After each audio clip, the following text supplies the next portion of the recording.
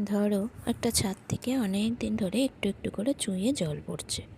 ঘরের মানুষ নিচে বালতি রাখছে, নয় বিরক্ত হয়ে জল মুছে নিচ্ছে। সেটা সেভাবে কেউ গুরুত্ব দিচ্ছে না। একদিন হঠাৎ ছাদের একটা বড় অংশ ভেঙে পড়লো।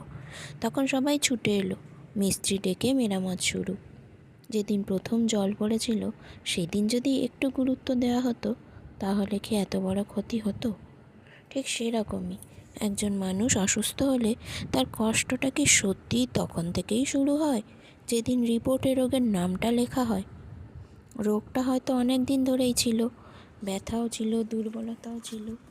হয়তো রাতের পর রাত কষ্ট করে ঘুমিয়েছে, দিনের পর দিন শরীর খারাপ নিয়েই কাজ করেছে।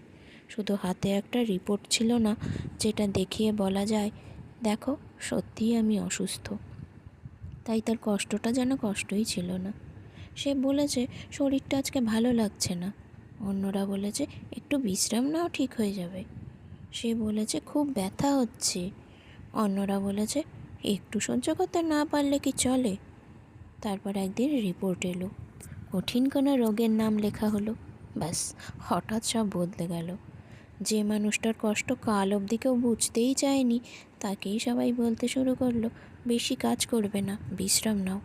শরীর কেমন লাগছে, ওষুধ খেয়েছো? তখন হয়তো মনে একটাই প্রশ্ন জাগে, আমি কি আজ অসুস্থ হলাম, নাকি এতদিনও অসুস্থ ছিলাম, শুধু তোমরা বিশ্বাস করনি? রিপোর্টের আগে যে ব্যথা ছিল সেটা কি কম ছিল?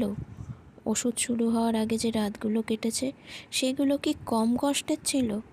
আর আশ্চর্যের ব্যাপার, চারপাশের মানুষ যখন বারবার বলে তুমি তো অসুস্থ, তখন রোগী নিজেও একসময় নিজেকে দুর্বল ভাবতে শুরু করে। অথচ এই মানুষটাই একদিন নিজের কষ্ট লুকিয়ে সংসার সামলেছে।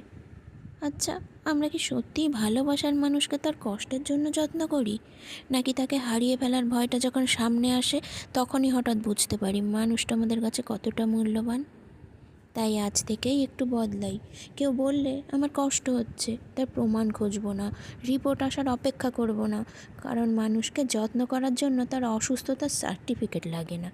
আজ যে মানুষটা তোমার পাশে আছে তাকে হারানোর আগে ভালোবাসো, কারণ শেষ সময়ের যত্ন অনেক সময় কর্তব্য হয়ে যায়।